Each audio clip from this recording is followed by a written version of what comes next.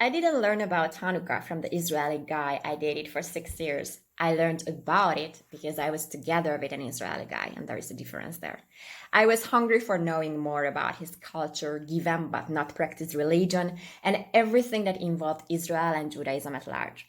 Since then, many years have passed. In fact, it's been 9 years now that I went to Israel for the very first time, and it's been 9 years now that my life has taken a huge turn, in fact, a total collapse and the rebirth. And my lesson learned that nobody should ever tell about me again that I am more pro-Israeli or more pro-Jewish than many Jews, because as we saw, it could result in a third world war. Let me tell you that you need to lead the Hannukah from the left to right. Cynicism and jokes aside, here are 5 lesser-known facts about Hannukah that I want to present to you. Number 1, it is not a Jewish Christmas.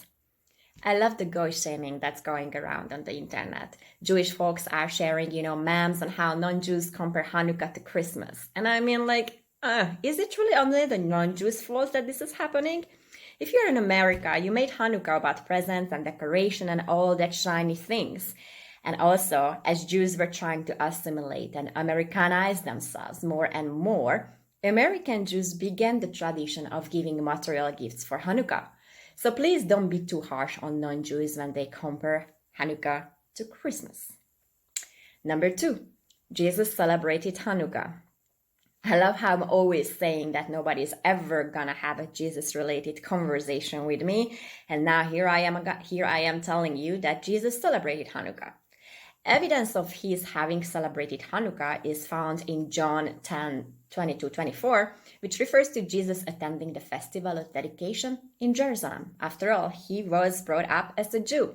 Also, the books of Maccabees, which tell the story of Hannukah, weren't included in the Hebrew Bible, but they are in the Catholic Bible. So thank us later. Kidding me, I'm not even Catholic. Yes, I didn't know these things either, actually, so I just looked them up. Number 3, the German influence. Dreidels are the synonyms with Hannukah, and the game involves spinning a little piece with a letter on each of its 4 sides. You win or you lose depending on what letter it lands on. This classical Hannukah game was inspired by a virtually identical game played by the Germans over Christmas, which itself was influenced by a British game called Titotum.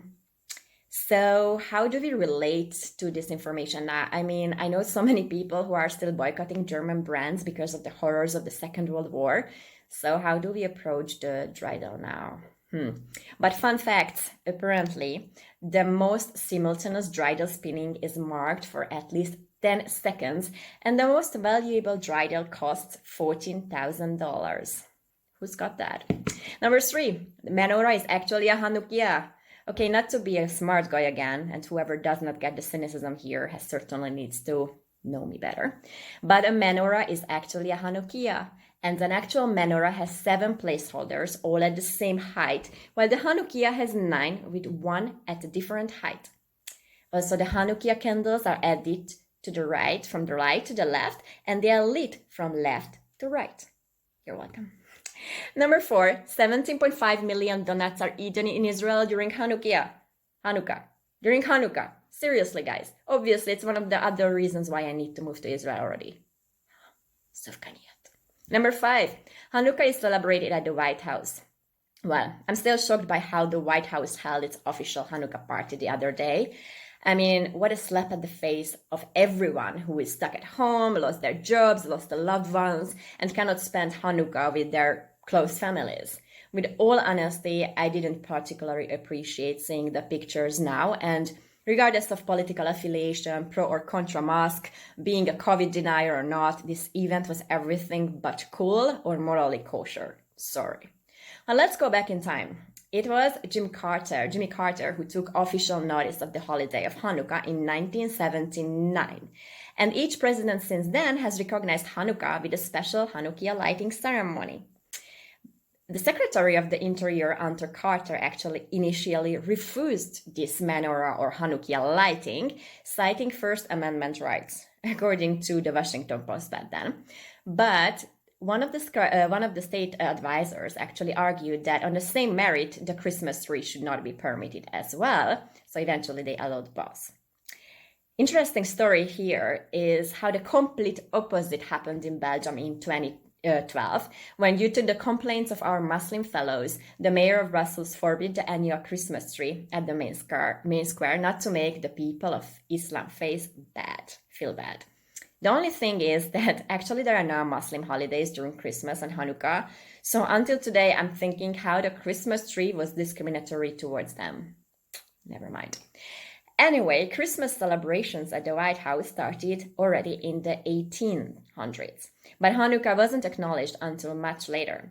So as we said, Jimmy Carter was the first president to recognize Hanukkah with the Hanukkah lighting in 1979, and then George W. Bush was the first was holding an actual menorah lighting inside the White House, and then Barack Obama was the first one who actually held a Hanukkah reception in 2013. Bonus fact that actually it was Harry Truman who was the first president celebrating Hanukkah at the White House in 1951.